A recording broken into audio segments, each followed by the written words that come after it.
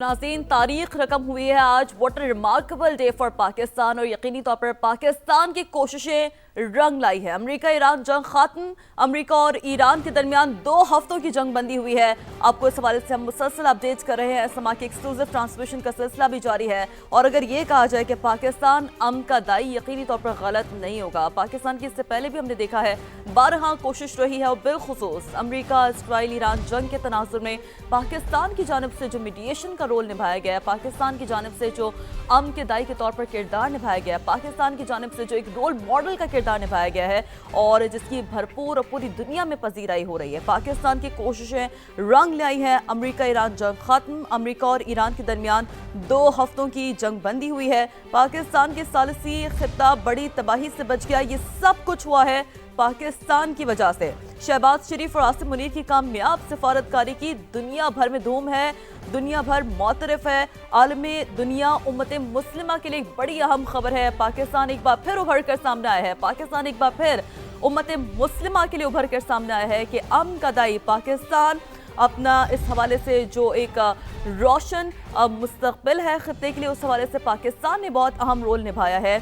और खित्ते में क़याम अमन के लिए पाकिस्तान ने बारहा पहले भी बहुत कोशिशें की हैं, और वो तमाम तर कोशिशें जो है वो इस जंग बंदी के तनाजुर में एक सक्सेसफुल अप्रोच के तौर पर हमने देखा है सामने आई है। वज़ीर आज़म शहबाज शरीफ का जंग बंदी के ऐलान का खैर मकदम। फरीक़ैन को 10 अप्रैल को इस्लामाबाद में मदऊ करता हूँ। वज़ीर आज़म शहबाज शरीफ ने ऐसे कहा है। इसराइल भी ईरान पर हमले बंद करने पर राजी। व्हाइट हाउस की जानिब से भी कहा गया है। जंग बंदी के लिए नायब वज़ीर आज़म इसहाक़ डार का भी कलीदी किरदार रहा है। तो मजमूई तौर पर ये तमाम तर सूरत हाल रही है। बात करेंगे ब्रिगेडियर रिटायर्ड बाबर अलाउद्दीन साहब हमें ज्वाइन कर चुके हैं।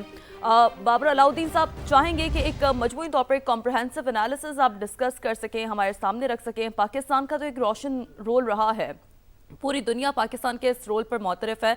मजमूई तौर पर इस डिप्लोमेटिक सीट को आपने कैसे देखा? मुज़ाकरात के जो फाइनल अब ये राउंड हुआ और उसके बाद जो माशाल्लाह जंग बंदी की अब हमें एक उम्मीद थी वो सामने आई है, इसे कैसे देखते हैं आप? देखिए जी, हालिया जो इस वक्त दुनिया का माहौल चल रहा है और रीसेंट हिस्ट्री में अगर हम देखें तो मेरा ख्याल है सिफारतकारी की इससे कामयाब मिसाल हमें नहीं मिलेगी। ये मैं इसलिए नहीं कह रहा कि मैं पाकिस्तानी हूँ या आप पाकिस्तानी हैं और हम ये बात को डिस्कस कर रहे हैं।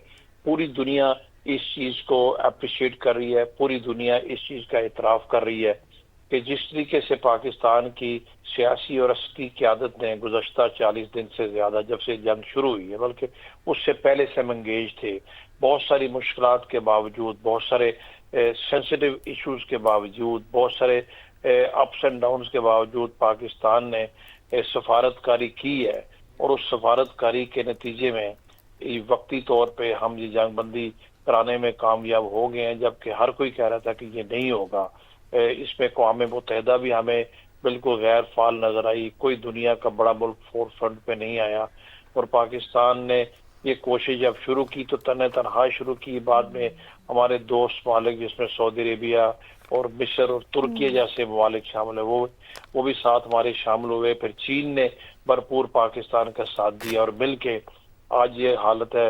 इस जगह पे हम खड़े हैं कि एक ऐसी जंग जिसके बारे में कल रात तक लोग ये कह रहे थे कि जब अमेरिकी सदर का अल्टीमेटम खत्म होगा तो पता नहीं ये खित्ता किस तबाही का मजीद मुतहम्मिल होगा।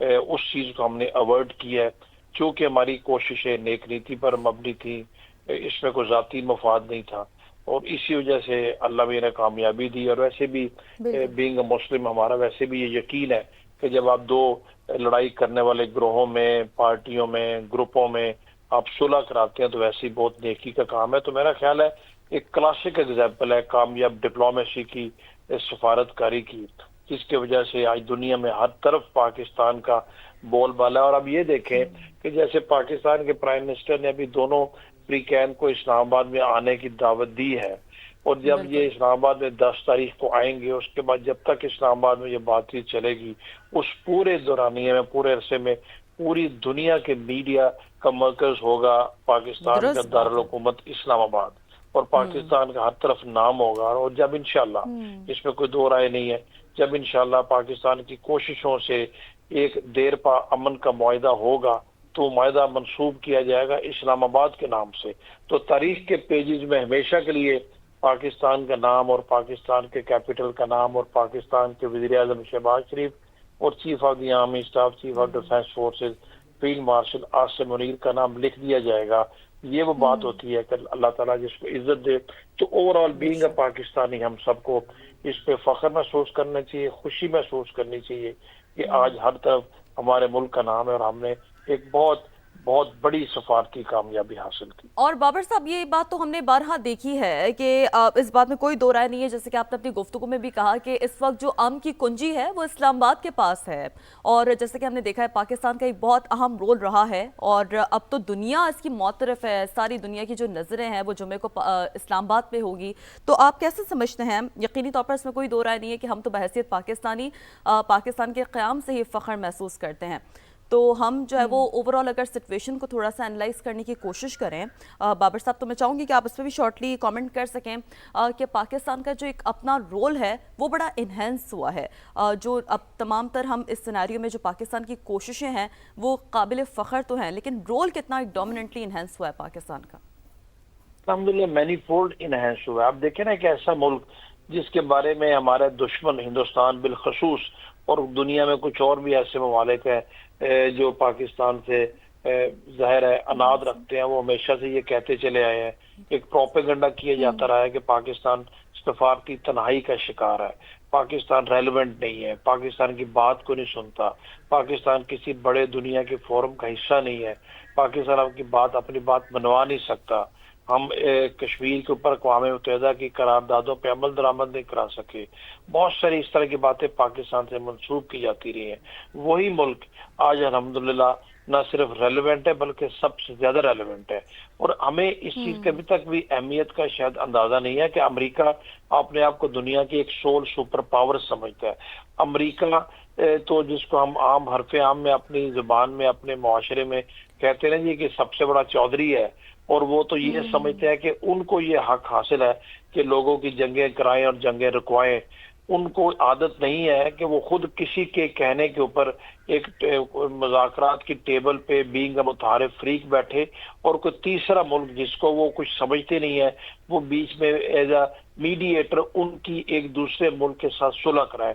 یہ اس کانٹیکسٹ میں اگر ہم دیکھیں تو یہ بہت بڑی کامیابی ہے، اس میں کوئی دو رائے بالکل آپ نہیں کی ہے۔ اسی بات کو میں آگے بڑھاتی ہوں، آپ نے بڑی اہم بات کی ہے بابر صاحب۔ جمیل احمد صاحب آپ کی جانب میں اسے لے کر آنا چاہتی ہوں، جیسے کہ بابر صاحب یہ بات کر رہے تھے نا کہ اس حوالے سے تو ہم نے دیکھا ہے پہلے صدر ٹرمپ بھی بارہا جو قائدانہ صلاحیتیں ہیں اس کی تعریف کرتے رہے ہیں، آرمی چیف کی، فیلڈ مارشل کی، تو آپ کیسے دیکھتے ہیں تمام تر اس حوالے سے ہماری عسکری قیادت کا جو ایک قد ہے وہ اور بڑھا ہے؟